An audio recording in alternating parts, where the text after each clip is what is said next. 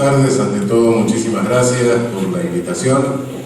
Muchísimas gracias por la presencia de todos ustedes, que veo que es una presencia masiva. En realidad debo confesar que siempre pensé que la cuestión penal era una cuestión circunstancial, secundaria, que teníamos que pensar más en otras cosas. A lo largo de lo que vengo viviendo en las últimas décadas y de lo que veo en el mundo en las últimas décadas, creo que realmente no es tan secundaria. Creo que se ha convertido en una cuestión central. Una cuestión central que afecta la política y la propia visión del mundo y la propia visión de la realidad. Muchas veces tendemos, nosotros aquí, otros en otros países, a creer que los problemas que se le plantean son problemas locales y además actuales. Y realmente no. Hay problemas que están bastante generalizados, no tienen una locación geográfica. La locación geográfica le agrega algún detalle folclórico, pero nada más. Y tampoco son del todo actuales. El discurso penal, todo lo que se dice sobre lo penal, la cuestión penal, a nivel legislativo, a nivel político, de lo que hacen las leyes, a nivel judicial, a nivel doctrinario, de lo que escribimos los libros, es un discurso que son discursos que, en definitiva, encierran algo poco natural, encierran algo medio manierista, algo raro, algo que el discurso acá está pasando algo. ¿Y qué es ese algo? ¿Qué es eso? Son discursos que no son sinceros, realmente no son sinceros. Creo que hay que agregar un principio a la elaboración del derecho penal, por lo menos en la doctrina, ¿no? El principio de sinceridad. ¿Cuántas veces con aquellos que son, por lo menos en la intimidad, suelen ser más sinceros, y lo permite un poco el nivel de conciencia, no trabaja tanto el inconsciente? ¿Cuántas veces uno habla con un político, legislador, y tú, ¿qué vas a hacer? Esto no sirve para nada. ¿Qué vas a tipificar 2 veces lo que está tipificado? ¿Qué vas a penar 2 veces lo que está penado? A ver si te equivocás en una vez, lo vas a hacer, tipo.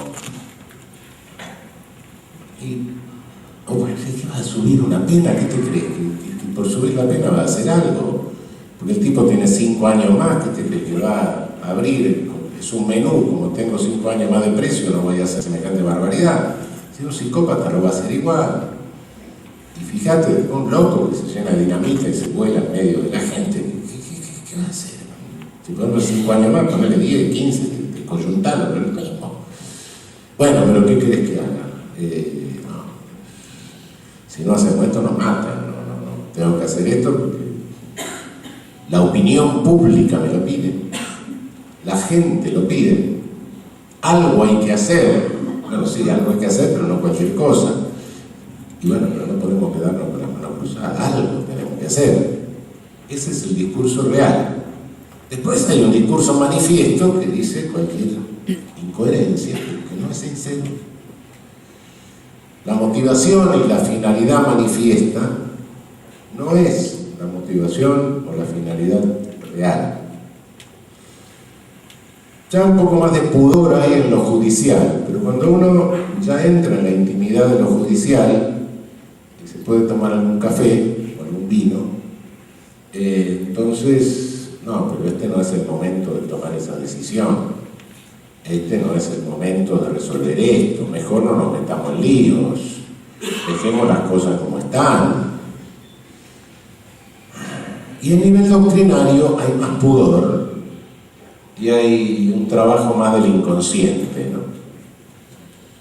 Cuando uno dice, pero ustedes no se dan cuenta que están haciendo una doctrina que está violando principios fundamentales del derecho penal, principios que vienen de la época del iluminismo, principios. que están trayendo instituciones que son premodernas,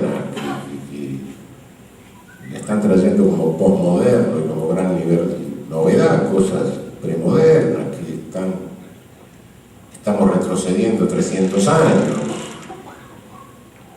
En realidad ahí pocas veces se confiesa, pero cuando alguien más o menos se anima a confesar, dice: si nosotros no legitimamos esas cosas, entonces nadie nos va a hacer caso y va a decir que los doctrinarios somos los utópicos, no vivimos en el mundo de la realidad, los jueces no van a seguir nuestras doctrinas, los políticos nos van a deslegitimar y nosotros nos vamos a quedar encerrados en los cubículos de la universidad. Esa es la motivación de los doctrinarios, de los que escriben los libros, de los que explican racionalmente la ley. Realmente esto uno dice: bueno, esto pasa hoy. No, esto pasó siempre. Ese es el grave problema. Pasó siempre y es un componente neurótico de todos los discursos penales, la falta de sinceridad.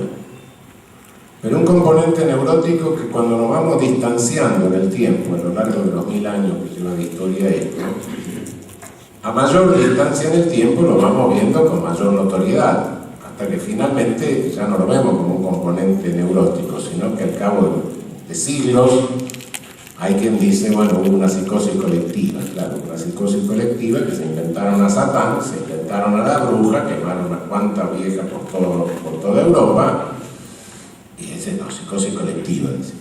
No, cuidado. Toda esa historia termina un día que a un jesuita, poeta, lo encargan de confesar a las brujas en Alemania Central.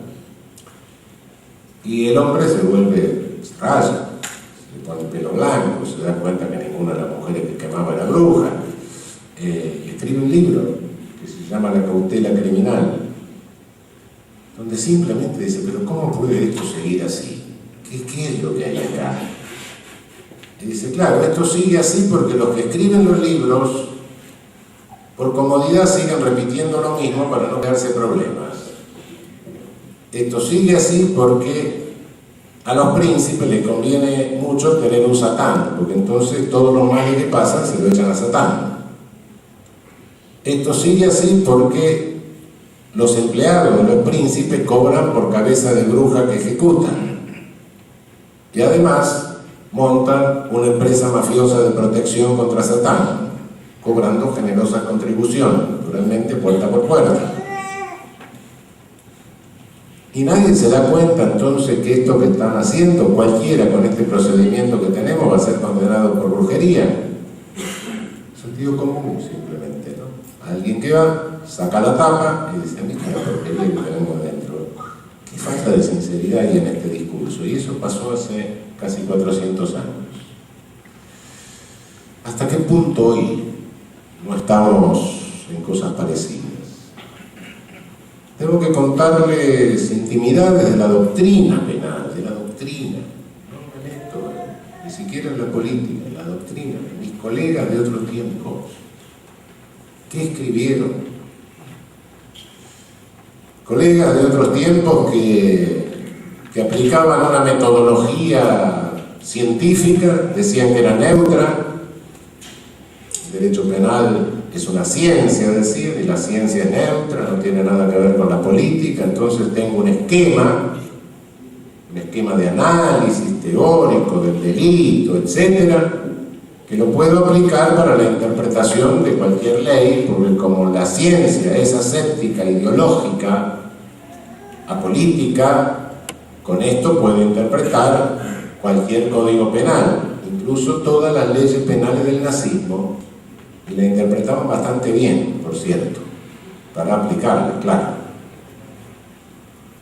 Tenemos, todo esto, para los abogados, es Edmund Metzer, es todo el neocantismo alemán entre 1933 y 1945.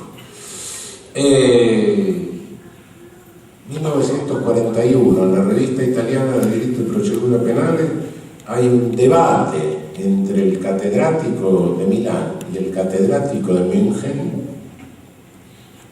a ver quién era más nazi, a ver quién lograba con su método legitimar más la legislación penal nazista. Veo que estaban hablando de la legislación penal nazista de guerra, ya que era tremenda. A ninguno de los dos le parecía anormal que los extraños a la comunidad, es decir, los judíos, los gitanos, los gays, etcétera, fuesen dejados al derecho administrativo, ¿no? La policía, digamos. El derecho penal se ocupaba nada más que de depurar la comunidad del pueblo integrada por los arios, detectar a los traidores a la comunidad del pueblo y no a todos les parecía normal. Estoy hablando de Filippo Crispini y de Helmut Metzger, 1941. Yo era chiquitito, estaba tomando la mamadera, pero ya había nacido. No estoy en la época hablando de la época de la Inquisición, ¿no? Estamos hablando de tiempos más recientes. 1940, Brasil sanciona un código penal. Si leemos la exposición de motivos del Código Penal de 1940, dice lo siguiente: la Constitución brasileña, desde 1890, la de la República y después las sucesivas, prohíbe la pena de muerte y establece una pena máxima de 30 años. Constitución, es tradición constitucional brasileña. El código que sancionan en 1940 no establecía ninguna pena por sobre 30 años, pena máxima 30 años. Pero al lado inventaban las medidas de seguridad, que eran lo mismo, era privación de libertad. Entonces, bueno, no se preocupen, nosotros, decía la exposición de motivos, no violamos la Constitución, porque ninguna pena supera los 30 años. Si el sujeto se queda preso después indefinidamente, es a título de medida de seguridad. Eso lo escribían seriamente. Lo escribían gente que doctrinariamente respetaba. Entonces, ¿qué pasa? ¿Qué sucede? No estoy hablando de ignaros, no, estoy hablando de gente que ha escrito tratados, cuyos lomos llenan paredes. Es seria la cosa. En cada época quiere decir que hubo alguien que no fue sincero, que dijo, bueno, yo tengo que legitimar de alguna manera esto. No me estoy refiriendo ya a las trampas, a las triquiñuelas que se pueden hacer a veces, hasta con buena voluntad, conscientes, sino que hay mecanismos inconscientes. Indiscutiblemente que mucha de esta gente han funcionado mecanismos inconscientes, no cabe la menor duda, y peligrosos mecanismos inconscientes, riesgosos mecanismos inconscientes. Hace unos 60 años, dos sociólogos norteamericanos, Sykes y Matza, dijeron, miren, estaban refiriéndose ellos a los delincuentes juveniles, ¿no? Pero es algo que después se puede extender a todos y se puede extender también a los propios penalistas. Dice, miren, no es cierto que el infractor niegue los valores dominantes de la sociedad. No, el infractor aprende a neutralizarlos. Y esa forma de aprenderlo, ese entrenamiento para neutralizar valores, no es que los invierte, ese entrenamiento para neutralizar valores es inconsciente a veces. Segunda técnica de neutralización, subestimación de la víctima. Es un negro, es un enemigo, es una basura, es culpable, es violento, es inferior.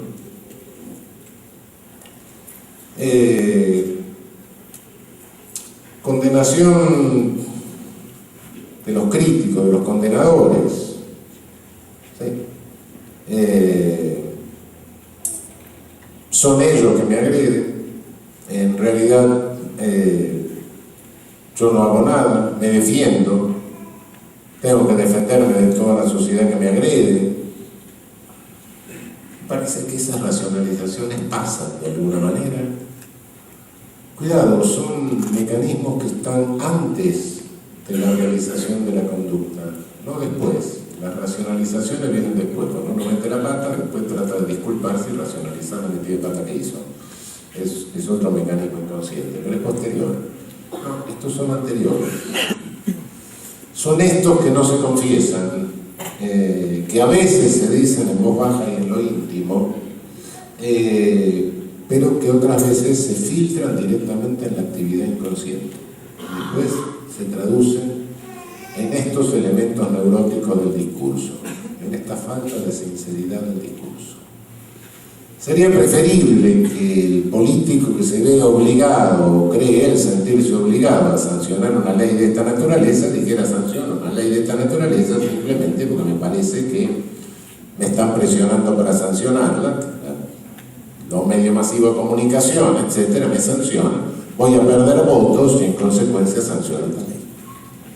Una ley que no sirve para nada, una de esas. Si ustedes ven lo que son las reformas penales de los últimos 30 años, dan vergüenza. Desde un punto de vista técnico, dan vergüenza. Y desde un punto de vista político, criminal, son absurdas la mayor parte de ellas. Han destrozado nuestro Código Penal. El Código Moreno está absolutamente destrozado. Nos queda del Código Penal escombros. Y todo se ha hecho en una agenda marcada por los medios masivos de comunicación social. ¿Ha disminuido la violencia en el país gracias a eso? Obviamente no. Pudo subir, pudo bajar, etcétera, independientemente de todo lo que se haya hecho. ¿Por qué? Porque con papelitos no se controla la delincuencia. Con papelitos no se persiguen violadores, con papelitos no se persiguen homicidas, con papelitos no se detienen ladrones ni asaltantes. La prevención es una cosa que no tiene absolutamente nada que ver con esto. Nos venden ilusiones. Son un gran mostrador de ilusiones. El hombre primitivo, el Cromañón, dibujaba en la pared de la caverna, y era un artista realista, dibujaba con bastante realismo, la figura, la imagen de la presa de caza. En el pensamiento primitivo parece que tener la imagen era una forma de tener la presa. Por supuesto, tener la imagen no es una forma de tener la presa.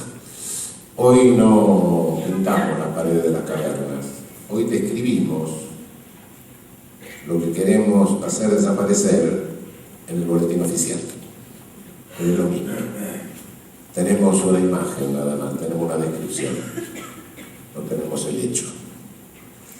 El hecho pasa en la vida real, el hecho pasa en la sociedad, el hecho pasa en la interacción. Lo que tenemos en la ley es una mera descripción. Y una mera descripción que muchas veces no sirve absolutamente para nada. Yo estoy seguro que si dijese hay que ampliar el aborto impune, o no, hay que limitar los abortos impunes, cualquier otra cosa, se armaría un escándalo y empezaríamos a discutir todo, habría uno que sea a favor, otro en contra, etc.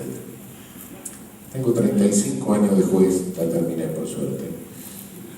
¿Saben cuántos procesos por aborto conocí en 35 años? 10 procesos. ¿Creen ustedes que en 35 años hubo en la ciudad de Buenos Aires 10 abortos? Sentémonos a pensar la realidad, es decir, cómo bajo el fenómeno, cómo bajo el hecho, cómo reduzco el hecho. Lo que importa es la realidad, los fetos no son de papel. Cuidado. Y así le podría decir otras cosas. Esto es quizá la cosa donde uno dice, oh, pero ¿dónde llega la irracionalidad? Nadie se da cuenta que si quiere bajar un fenómeno, esto parece que no bajó el fenómeno nunca. Tenemos que ir al fenómeno y decir, bueno, ¿cómo reducimos esto? ¿Cómo reduzco una cosa que se da en un número que realmente es alarmante? Bueno, si quiero reducir el fenómeno, ¿cómo hago? Esto no funciona. no es así como se reduce. Tengo que tomar otra medida de carácter preventivo, tengo que tomar otra medida de carácter. No.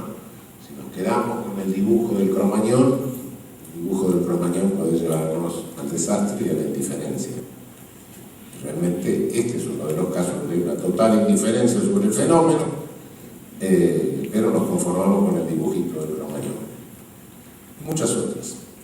Decimos el delito. El delito no existe. El delito es una abstracción que hacemos nosotros los penalistas.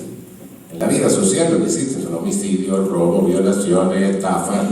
El delito en abstracto. ¿Baja o sube el delito? Pregunta un periodista. ¿Qué sé yo? ¿Sube o baja el delito? ¿Qué me está preguntando? ¿Por los cheques sin fondo? ¿Qué quiere decir? Vamos a ver si sube o baja el homicidio, vamos a ver si sube o baja los delitos sexuales, vamos a ver. Vamos a ver. ¿Y lo vemos? Lamentablemente no. Lamentablemente no. Cualquier fenómeno que se quiere controlar, que se quiere reducir, lo primero que se debe hacer es estudiarlo, cuantificarlo, clasificarlo, saber qué pasa. Yo no puedo controlar una enfermedad si no la estudio antes. Creo que un programa de sanitario es un programa que tiene que ver, bueno, cuáles son las patologías más frecuentes, las más graves, apuntar los cañones presupuestarios sobre ese tipo de patologías y tratarlas, investigarlas naturalmente. ¿Se hace eso en el plano de lo penal? No, no se hace. No se hace, en absoluto. Y ni siquiera se hace por completo en el país respecto de los delitos más graves. Hay delitos que es muy difícil hacer eso porque, bueno, es más difícil cuantificarlo, más complicado, más caro. Hay métodos de cualquier manera. Pero no, ni siquiera se hace en el homicidio, donde por regla general el muerto queda el cadáver, ¿no? El muerto es cifradura, ¿no? Casi todos los homicidios que se producen se registran. Habrá algunos que no, pero bueno, es excepción. No es lo mismo el hurto, no es lo mismo el robo, la cifra negra muy grande, ¿no? El homicidio es lo más fácil. No hay un registro de todo el país. No hay un registro, por ahí hay un registro numérico, un poco que se aproxima, pero que no es exacto. Exacto y a veces es totalmente erróneo. Pero no basta con un registro numérico para hacer una prevención. Sí, por cierto, todo homicidio es alguien que mata a otro, sí, ya lo sé. Pero una cosa es la prevención del homicidio intrafamiliar, otra cosa es la prevención del homicidio en ocasión de robo, otra cosa es la prevención del homicidio entre conocidos, otra cosa es... No puedo, no hay una prevención del homicidio así en líneas generales, sino que hay que clasificar motivaciones, hay que ver, bueno, características de la víctima, características del victimario, cuáles son los momentos de mayor vulnerabilidad, cuáles son las circunstancias de mayor vulnerabilidad, cuáles son las motivaciones. Recién ahí podemos decir, bueno, un mapa de dónde se concentra esto, dónde se concentra aquello, por qué se concentra, qué podemos hacer para prevenir esto. ¿Se hace eso? No se invierte nada en averiguar la realidad.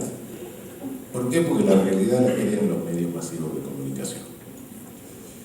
Y los políticos viven en los medios masivos de comunicación. Y nosotros también.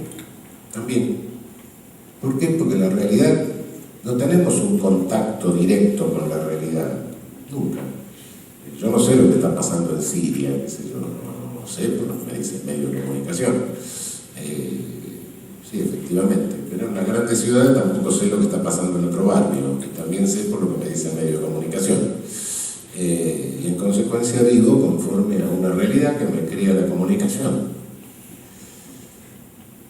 Y sí, pero bueno, pero esa realidad que me crea la comunicación responde a lo que está pasando, a lo que necesito saber para hacer una prevención eficaz, para ahorrarme muertos. No. Entonces la triste pregunta es, si nadie investiga el fenómeno y si no se puede prevenir lo que no se conoce, ¿a alguien le interesa hacer una prevención en serio? La respuesta es bastante triste. Me dio la impresión que no. A juzgar por lo poco o nada que se invierte en averiguar qué pasa, en averiguar qué pasa en la realidad. Y los medios masivos de comunicación, ¿qué crean? ¿Qué realidad crean? Bueno, no es menos triste lo que voy a decir. Si tomamos el mapa de nuestra región latinoamericana, vamos a verificar que estamos viviendo un proceso de genocidio por goteo. De los 153 países 155, no me acuerdo cuántos son, que integran Naciones Unidas, y estoy hablando de cifras oficiales, hay 23 países cuyo índice de homicidio supera el número de 20 por 100.000 anual. De esos 23 países, 18 corresponden a América Latina y Caribe, y 5 a África. Es decir, que tenemos los más altos índices de homicidio en América Latina, que corresponden a los más altos índices de homicidio del mundo.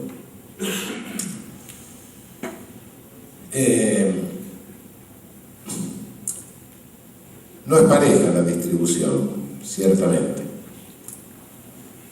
En el centro del problema está el negocio de la cocaína. Nos venimos salvando los 3 países que quedamos colgados al sur, porque estamos fuera de la ruta de la cocaína, fuera de la triangulación. Estamos lejos de los países demandantes o consumidores.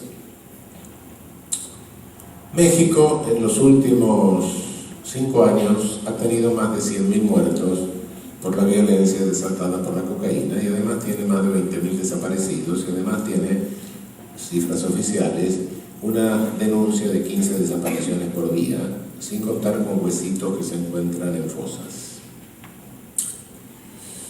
Yo no sé cuántos años hubiera tardado México en tener 100.000 muertos por exceso o sobredosis de cocaína, calculo que más de 200 años. Ahora los tienen 5 años por concentración de plomo. Este negocio de la cocaína deja su dinero en México, no, deja un 30-40% del dinero en México. El resto se queda en Estados Unidos a través de la red de distribución de Estados Unidos, que no se desarma. ¿Por qué? Porque el precio FOB que llega a la frontera y el precio que llega al consumidor se reproduce en la red de distribución. Por otra parte, los norteamericanos le venden armas a los mexicanos para que se maten entre ellos alegremente. Y por otra parte, se quedan con el monopolio del lavado, del reciclaje de toda la renta de este comercio infame, y nos amenazan a todos nosotros con que no vayamos a reciclar ni a lavar nada, no podemos lavar ni un calzoncillo, porque entonces dicen que estamos favoreciendo el financiamiento del terrorismo, y el GAFI nos aplica sanciones para cada vez que hacemos una operación bancaria externa. Bien, esto es espeluznante, sí, es espeluznante. ¿Qué hacen los medios masivos de comunicación mexicanos? Televisa y Azteca, las 2 grandes redes, los 2 grandes monopolios de medios audiovisuales que tiene México. Dice, bueno, miren, esto que nos está pasando es grave, pero no se alarmen mucho porque ya estamos mejor. Tenemos 20.000 muertos por año, pero por suerte no suben. Es decir, ya llegamos a la meseta. Como no suben, quedémonos tranquilos, esto es así. Bueno, sí, 20.000 por año. Naturalizan, normalizan esa violencia ¿explican esto que les acabo de explicar, que es la cocaína, que es esto? No, esto no lo explican. Entonces, ¿qué queda en el ambiente? En el ambiente queda, los mexicanos se matan porque son primitivos y salvajes. En nuestra historia y en nuestra personalidad básica está la violencia. Somos primitivos. Fíjense la historia que tenemos, los aztecas que mataban, hacían los sacrificios humanos. Los aztecas mataban a los prisioneros de guerra de la misma manera que los europeos lo hacían en aquella época, no hacían otra cosa.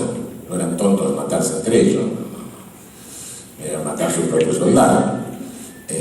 La historia mexicana está llena de sangre. ¿Cómo va a estar llena de sangre si le robaron 2/3 del territorio, le hicieron toda clase de barbaridades? Claro que está llena de sangre, no puede ser de otra manera. Un argumento racista directamente, porque somos inferiores. Vayamos a Brasil. Nosotros tenemos, más o menos estimativamente, nuestro índice de homicidio, un poco pesimistamente, puede estar alrededor de 7 por 100.000 anual. Brasil tiene 25 por 100.000 anual promedio de todo el país. Es bastante terrorífico. ¿Qué hace la Rede Globo? Lo normaliza también lo normaliza. Y lo normaliza y dice, bueno, sí, el brasileño es violento, borracho, se mata porque le da la gana, alegremente. Se da la impresión de que se ha vuelto un México de hace más de 100 años, cuando estaba Porfirio Díaz, cuando había un reduccionismo biológico, cuando se decía, tienen la cabeza más chica, por eso hay que estarlo tutelando hasta que se les agrande la cabeza. Y en Brasil decían, bueno, son mestizos, entonces se mezclan filogenéticos diferentes, entonces salen tipos moralmente desproporcionados, todos los mulatos, hay que mezclar, todas esas cosas. Parece que hemos vuelto a un racismo de hace 120 años, solo que medianamente encubierto, poquito encubierto nada más. Esto es terrible, es terrible. Es decir, están encubriendo de alguna manera una atrocidad. Y digo genocidio por conteo porque si nosotros sumásemos 10 años de los resultados de muerte violenta, tendríamos una considerable ciudad eliminada, ¿no? La bomba de Hiroshima y Nagasaki las preparamos con paciencia en nuestras regiones, eso es lo que estamos haciendo. Pero no solo somos campeones de cifras de homicidio, no. Y somos bien campeones, Hay una ciudad, San Pedro Sula, la ciudad marítima de Honduras, que tiene un índice de 90 por 100.000 de homicidios. Son cifras de guerra directamente, bélicas, y esa sí es la más alta del mundo. Pero no solo somos campeones en esa olímpica alegría de destruirnos, sino que además somos campeones de otro índice. Somos campeones del coeficiente de Gini, de los coeficientes de Gini. El coeficiente de Gini es el indicador de la distribución de la renta. Cuanto más alto es el coeficiente de Gini, más injusta es la distribución de la renta. Y por más que han bajado algo en la última década los coeficientes de Gini de la región, siguen siendo campeones del mundo, compitiendo entre los mejores. Es decir, en definitiva, ¿qué es lo que nos está pasando? Creo que esto no lo podemos dejar de considerar en el marco del mundo actual. En el marco del mundo actual no estamos ya en la época de la Guerra Fría. Hoy no hay nadie que esté pensando, bueno, eso puede haberse, claro, pero no hay mucho una pugna entre alguien que quiere una fuerza, que quiere colectivizar los medios de producción, etcétera, y otro el capitalismo. No es así la cosa, ¿no? Hoy lo vemos en el centro y lo vemos en los países de la periferia. La pelea que hay es otra, es entre un capitalismo productivo más o menos proveedor de trabajo, medianamente razonable, y un capitalismo transnacional y poliedro. Es eso lo que hay. Un capitalismo financiero, por un lado, que no conoce límites, y un capitalismo de producción.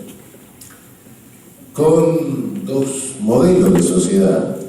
Un modelo de sociedad que más o menos trate de incluir o de ir ampliando un poco, bien o mal, mejor o peor, la base de ciudadanía, y un modelo de sociedad que digamos, acá hay una sociedad 30-70, 30% incluidos, 70% excluidos, y listo. Y el modelo de sociedad 30, esto se ve claramente incluso en Estados Unidos. Estados Unidos desde fines de los años 70, comienzos de los 80, ¿qué es lo que hace? Monta un aparato represivo absolutamente increíble, un aparato punitivo loco directamente, en un país normal hasta entonces. De repente monta un aparato y se vuela su índice de presionización y llega a tener el más alto del mundo. Pasa Rusia, pasa China, que es una cosa loca. ¿Por qué? Y porque cambia el modelo de sociedad. Salió del modelo Roosevelt, del modelo New Deal, del modelo de incorporación, y se fue al modelo Reagan-Bush. Ese es el otro modelo. ¿Qué pasa en Europa? No tanto, pero más o menos lo mismo, lo estamos viendo. ¿Qué es lo que ha hecho este capitalismo financiero? Ha provocado en el mundo las más terribles estafas, defraudaciones bancarias que costaron al Tesoro norteamericano 500.000 millones de dólares para salvar sus bancos, y a Alemania 460.000 millones de euros para salvar su sistema bancario, a través de estafas groseras, cuando uno le saca toda la terminología más o menos técnica y la ve, el tipo empieza a pagar intereses que son más altos que los intereses altos, se lleva dinero, llega un momento dado que no llega más dinero, no se pueden pagar los intereses, y listo, se va todo a la quiebra. Entonces van y le dicen al gobierno, mire, si nosotros nos vamos a la quiebra, ustedes también, los arrastramos ustedes, sálvennos. Que además el gobierno necesita hacer de ellos para salir del pozo que se metieron, porque son los únicos que conocen el know-how. Saben cómo salir conocen la técnica para salir del pozo. Bueno, esto que pasa en el centro, bueno, tiene su versión periférica también. Este es el mundo en que vivimos. ¿Qué significa tener un coeficiente de Gini alto? ¿Y qué significa tener también un índice de violencia alto? Significa que están afectando nuestro derecho al desarrollo, que es un derecho humano de tercera generación, dicen los que describen los derechos humanos desde el centro, ¿no? Dicen que hay derechos individuales, derechos sociales, derechos de tercera generación. Si lo vemos de nuestra periferia, cuidado, no es así, la historia es al revés. El primer derecho humano nuestro es el derecho humano al desarrollo. ¿Por qué? Porque empezamos peleando, ¿por qué? Por nuestra independencia. Y la primera condición del desarrollo es la independencia, por supuesto. Empezamos peleando contra el colonialismo. Entonces, los primeros luchadores de derechos humanos que hemos tenido en nuestra región son San Martín, son Bolívar, son Belgrano, etc. Louverture, Morelos, Hidalgo, Sucre. Sí, estaban peleando por la independencia, estaban peleando por el derecho humano al desarrollo, estaban peleando por el derecho humano, básicamente. Y la pelea era contra el colonialismo. Y hoy hubo un colonialismo originario que fue contra el que pelearon nuestros próceres. Y después vino un neocolonialismo. Un neocolonialismo donde ya la nueva potencia hegemónica, que era Gran Bretaña en aquel momento, no se preocupó en tenernos a nosotros políticamente, porque hubiera mucho problema. Entonces nos controlaba a través de minorías oligárquicas en todas nuestras repúblicas oligárquicas de América Latina, la oligarquía vacuna nuestra, la porfiriato mexicano, el patriciado peruano, República Bella brasileña, etc. Sí, efectivamente. Y después vinieron los llamados populismos, que ampliaron la base de ciudadanía real al momento de desmoronarse esas repúblicas oligárquicas, Lázaro Cárdenas en México, Vargas en Brasil, etc. Nosotros también, Irigoyen, Perón, etc. Después vino la contención del neocolonialismo. ¿Cómo se hizo? Ocupando nuestros territorios no ya a través de oligarquías, sino a través de nuestras propias Fuerzas Armadas. Entonces le envenenaron la cabeza a nuestros oficiales de las Fuerzas Armadas. Nosotros tuvimos en la Argentina el privilegio de que lo hicieran directamente los propios franceses, que fueron los autores de las ideas colonialistas, que extrajeron con la seguridad nacional. El resto de América Latina lo hizo a través de la Escuela de las Américas, donde simplificaban lo que decían los franceses y se lo metían en la cabeza a todos los oficiales de las Fuerzas Armadas de la región. Y nos ocuparon nuestros territorios a través de las Fuerzas Armadas. Y eso terminó. Con eso terminó el neocolonialismo. Y yo no creo muy probable que vuelvan esas etapas.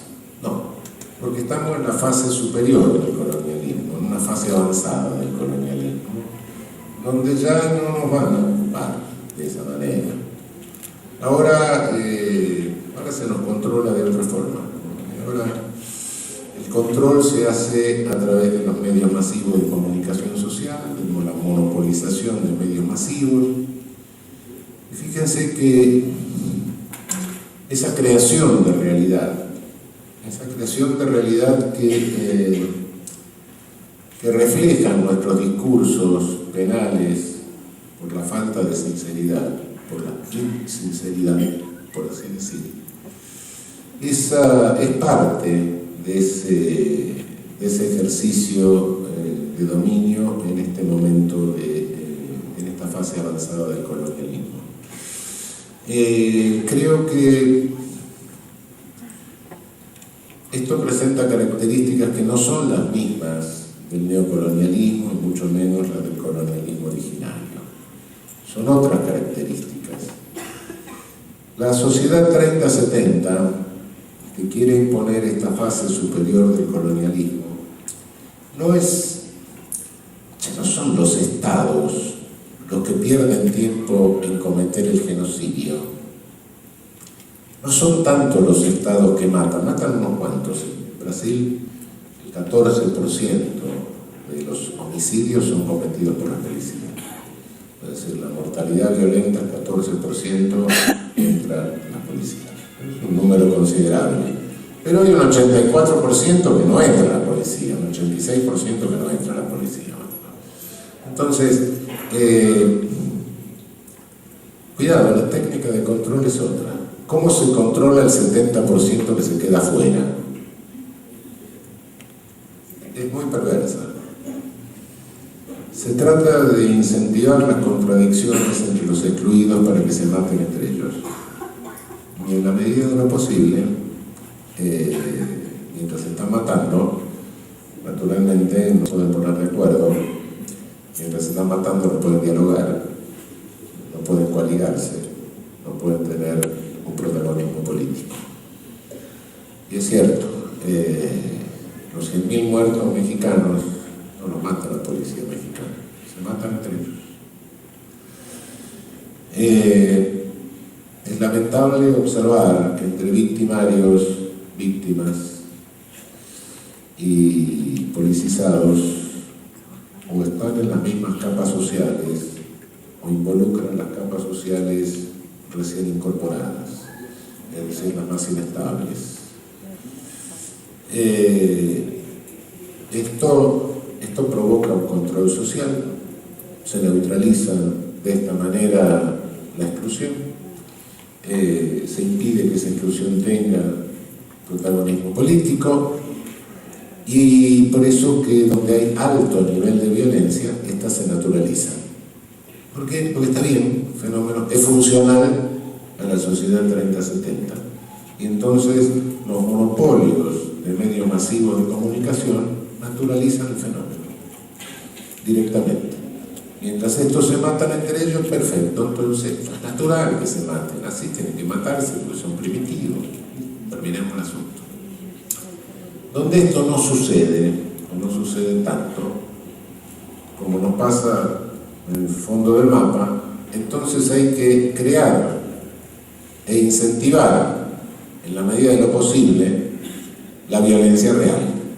¿Para qué? Para tener un aparato punitivo fuerte. Aquí se piensa, en Estados Unidos, se llegó a tener 2,5 millones de presos, que la solución es meter preso a todo el mundo, aumentar las facultades de injerencia del Estado, etc. Es decir, cuidado con esta etapa superior del colonialismo que estamos viviendo, porque esta etapa va anulando nuestros espacios sociales. No crean ustedes que el poder punitivo se dirige solo o se ejerce solo sobre los presos. Si así fuera, no serviría para nada. Desde el punto de vista del poder político, los presos que tiene cada país, incluso el propio Estados Unidos, que es campeón de especialización, son pocos en relación a la totalidad de la población. Se pueden aumentar, pero nunca va a ser un número significativo. Cualquier cárcel del mundo está poblada por gente que no tiene poder. No hay cárcel llena de ricos, no hay cárcel llena de poderosos. No. Si algún poderoso va a dar a la cárcel, es porque un rato antes le sacaron la cobertura por pelearse con otro poderoso. Y después lo usan como ejemplo. Miren qué vertical que es esta sociedad, que igualitaria, está fulano, está preso. Si fulano se peleó con Mengano, no rompió la cabeza y por eso lo metieron preso. Bueno, eso no somos clientes habituales del sistema. La regla general es que el que está más cerca del poder, fundamentalmente económico, está más lejos del riesgo de ir a la cárcel. Y el que está más lejos del poder económico está más cerca de la posibilidad de ir preso. Esas son las reglas mundiales, no solo la nuestra. Por supuesto que hay niveles de selectividad, no cabe duda. Y por supuesto que en la cárcel encontramos un porcentaje, un 10% de psicópatas. Sí existe, no cabe duda, eso tampoco lo voy a negar. El poder, la verdadera dimensión política, importante del poder punitivo, no es la que se ejerce sobre los que están presos, es la que se ejerce sobre los que estamos sueltos para controlarnos.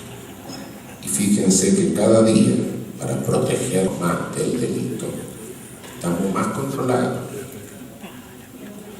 Cada día vamos por la calle y nos filman, cada día nos registran, cada día nos sacan fotos, cada día vamos a meter el dedito cuando tenemos que entrar a una oficina. Ahora también a la casa del amigo que vive en el country, después le roban lo que cuida el campo, no importa. Y sí, vamos dejando huellas, que cada uno de nosotros sale de su casa y prácticamente no pueden reconstruir lo que vamos haciendo en nuestra vida. Y eso se usa para generar los hábitos de consumo. Si no, no hay que haya un servicio de información. No está Tiuso controlando lo que hacemos cada 3 minutos. No, eso no es cierto. No vamos locos, porque sería falso. Puede hacerse, pero no es eso.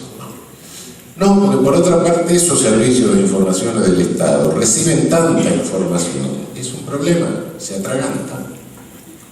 Se atragantan, porque hoy juntar información es facilísimo. Lo que es muy difícil es procesar la información. Y eso son horas hombre. Y eso es muy caro.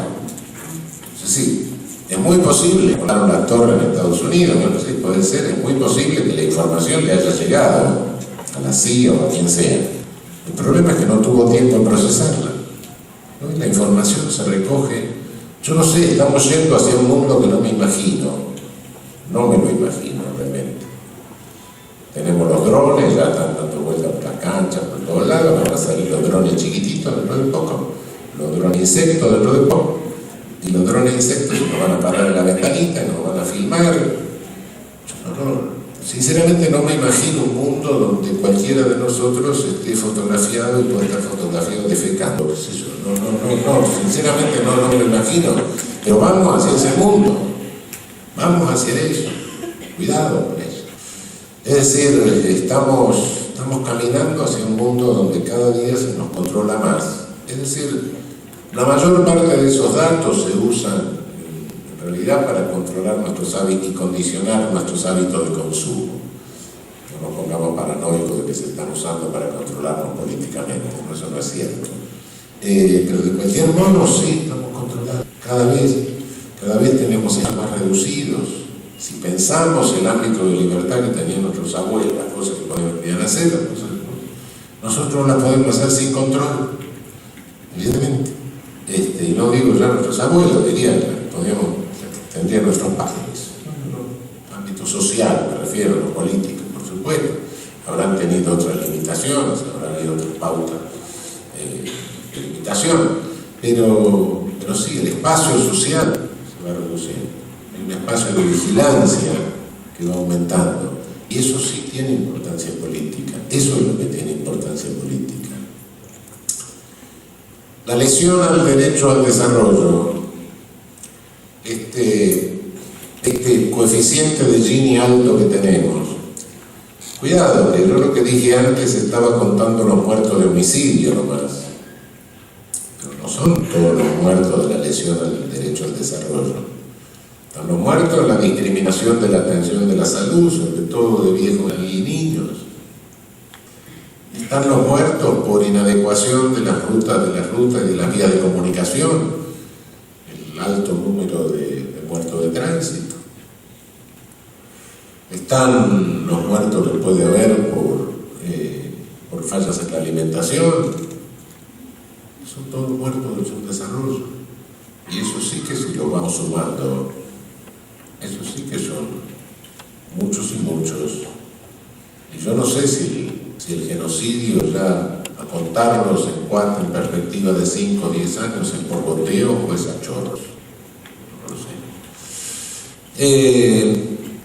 Por eso creo que ha llegado el momento en que lo que podríamos intentar hacer es introducir el principio de sinceridad. Cada vez que se hace una nueva ley, mejor sería que los políticos digan que la hacen. Mejor sería que los jueces, al hacer sus sentencias o no hacia atrás, digan por qué. Y mejor sería que nosotros, los doctrinarios, digamos también por qué se nos ocurre construir algunas cosas.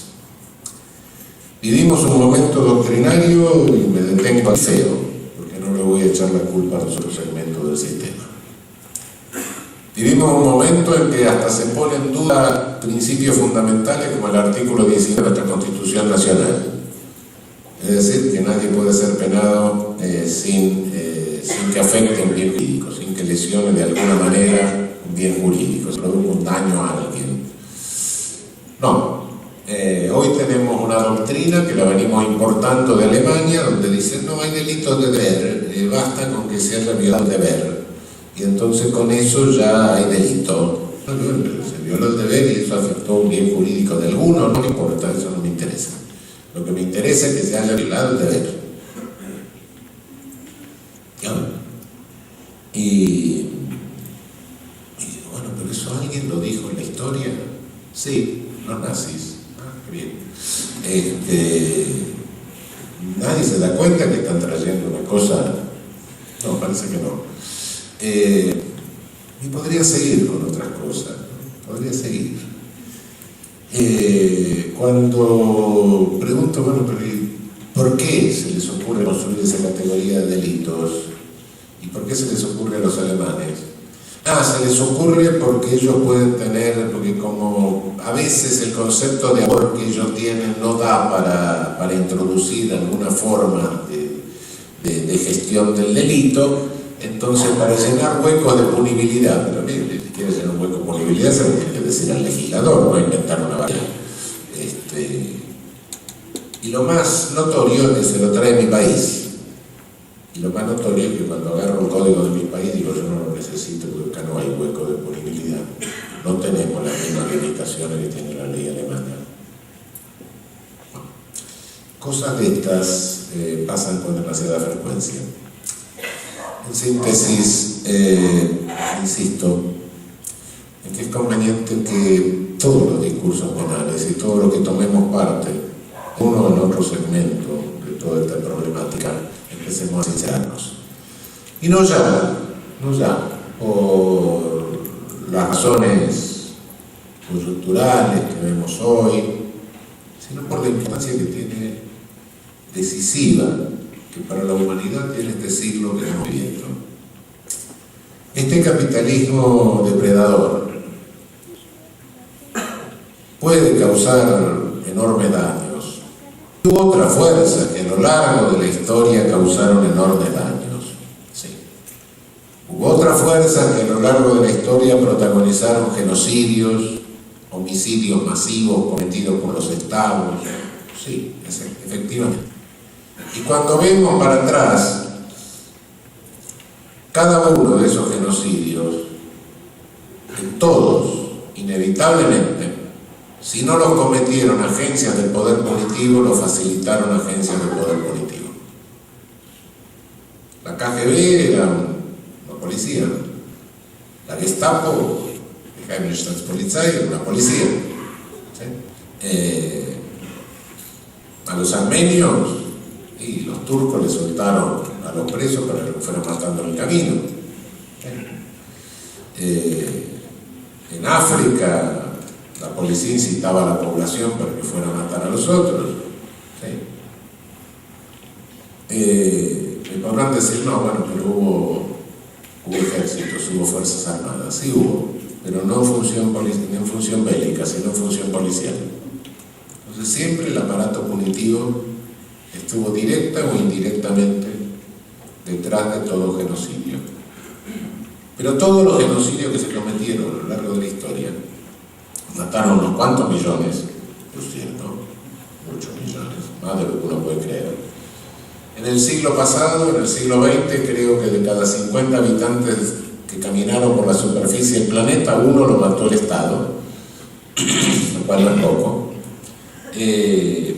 Algunos dicen que uno de cada 100, cada 50, de cualquier manera no es una cuestión de contabilidad, hubo unos cuantos. Pero lo cierto es que se mataron unos cuantos, pero la especie siguió. Nosotros seguimos y estamos acá. El problema es que este siglo corre el riesgo de vencer el límite de habitabilidad humana del planeta. La capacidad de destrucción planetaria que estamos teniendo, tecnológica de destrucción planetaria que estamos teniendo en este momento, nunca la tuvimos en los siglos anteriores. Y no me refiero ya a consecuencias bélicas. Me estoy refiriendo a las consecuencias de este capitalismo depredador, que no repara en nada.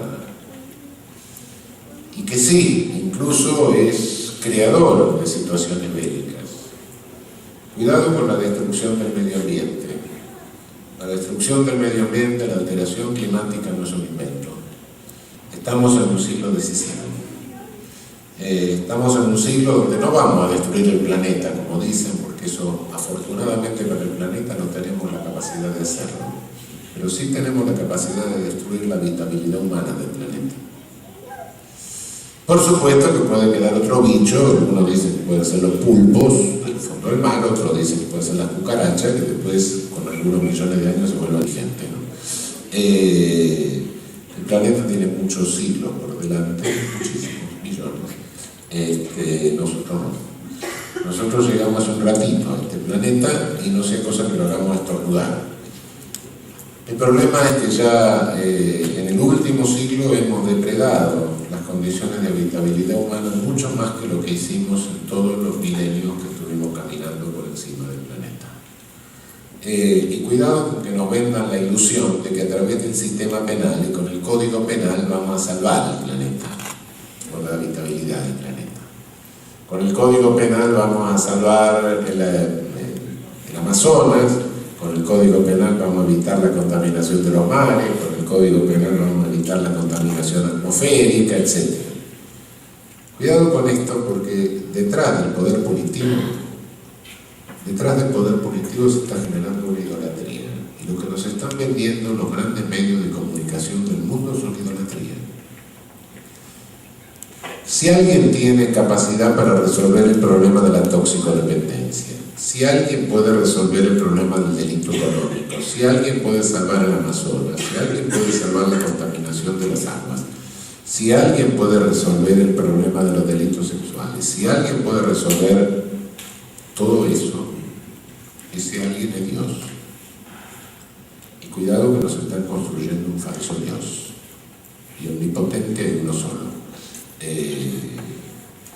Cuidado que el poder punitivo está generando una idolatría que tiene sus propios fanáticos, sus propios integristas, sus propios seguidores absolutamente irracionales.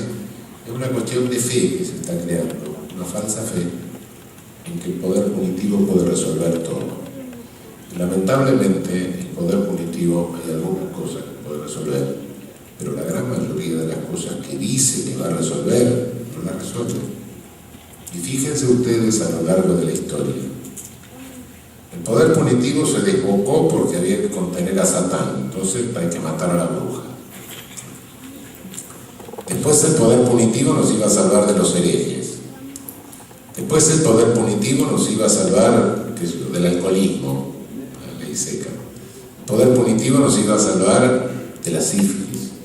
El poder punitivo nos iba a salvar del comunismo internacional. ¿Nos salvó de algo? Con las brujas convivimos tranquilos, ningún problema. La sífilis parece que la resolvió la penicilina. El comunismo internacional se implosionó solo. Es decir, el alcoholismo no lo resolvió nadie. La droga, miren lo que hicieron, parece.